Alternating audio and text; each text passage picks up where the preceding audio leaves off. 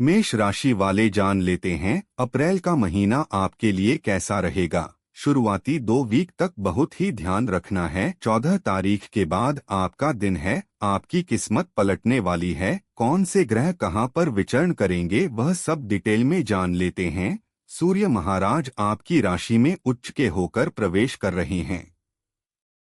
दूसरा फायदे में ये है शुक्र ग्रह स्वराशि में विराजमान हो रहे हैं। अभी तक जो ओवर थिंकिंग आप कर रहे थे वह 2 तारीख के बाद काफी हद तक कम हो जाएगा, क्योंकि राहु और बुध दूसरे घर में से निकाल जाएंगे।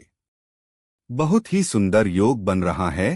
तारीख याद रखना, 12 अप्रैल को शनि देव अपने उदित अवस्था के आ जाएंगे। वह दशमेश है, मतलब कि अपने कर्मक्षेत्र को ध्यान से देख रहे हैं। आप अभी तक जो कार्य कर रहे थे उसमें सफलता प्राप्त नहीं हो रही थी। ऐसा भी माना जा सकता है कि 100% आप किसी काम में दे रहे थे, लेकिन वहां से रिटर्न सिर्फ 10 या 20% ही निकल रहा था। अब इससे उल्टा होगा, जितना मेहनत करेंगे उससे अच्छा फल मिलने की संभावना है।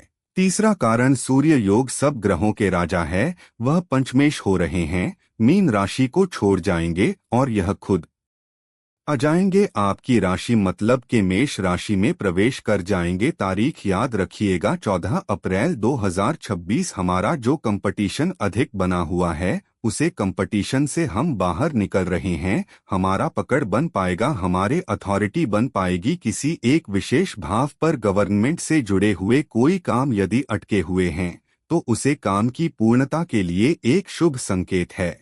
जब भी सूर्य आपके अपने राशि पर आएंगे इसका मतलब यह हो गया कि कोई स्वास्थ्य के परेशानियों को हम अनुभूत कर रहे हैं। राजा ही जब राशि पर विद्यमान रहेगा मतलब हमारी सोच, हमारे जो क्षमता है, एक राजा से काम नहीं होगी। इसीलिए लोग सम्मान देते हैं, हमारे जीवन के सामने हमारे सामने झुकते हैं। ऐसे लोग जो कभी हम पे हंसते थे या फिर हम पर मजाक उड़ाते थे, वह सभी इस समय पर हमारे अनुकूल होंगे। अपने राशि पर है, इसलिए कोई सोचा हुआ कार्य पूरा होगा। कोई डिसीजन आपने लिया है तो उसे डिसीजन को पूरा करने का यह वक्त आएगा। आपके मन और मस्तिष्क दोनों एक नियंत्रण पर कार्य करेंगे और जीवन को आगे बढ़ाएंगे। कब आते हैं चौथे महत्वपूर्ण ग्रह के ऊपर जोड़े शुक्र देव, जो 19 अप्रैल को जो आपकी राशि को तो छोड़ जाएंगे, लेकिन वह सीधे जाएंगे धन भाव पर, मतलब शुक्र जिस भाव के मालिक है उसी भाव पर वह प्रवेश कर जाएंगे। इसे कहते हैं सोने पर सुहागा होता है, और स्वयं उसे घर पर पैसों के ही मालिक बैठे हैं। इसलिए आर्थिक प्रगति के लिए बहुत अच्छा योग है। यदि कहा जाए तो यह महीना खुशी निकल करके हमको दे रहा है, तो वहां पर शांति और प्रेम व्याप्त होगा। यह जो आनंद के रूप होती है वह अपने कौटुंबिक जन से, अपने परिवार, अपने फैमिली में हम देखने जा रहे हैं, क्योंकि शुक्र आपका सप्तमेश भी है और सप्तम भाव बिजनेस है, तो व्यापार के लिए एक अच्छा समय है। तबीयत का थोड़ा ध्यान रखना है, सांस लेने में थोड़ा प्रॉब्लम एंड रिलेटेड कोई भी प्रॉब्लम, सर दर्द, ओवर थिंकिंग की वजह से यह सब छोटी छोटी बातें होती रहेगी। छोटी बातों को बुलाकर जो आपके सपने हैं उसके ही सपना देखा करें, पॉजिटिव बने रहे।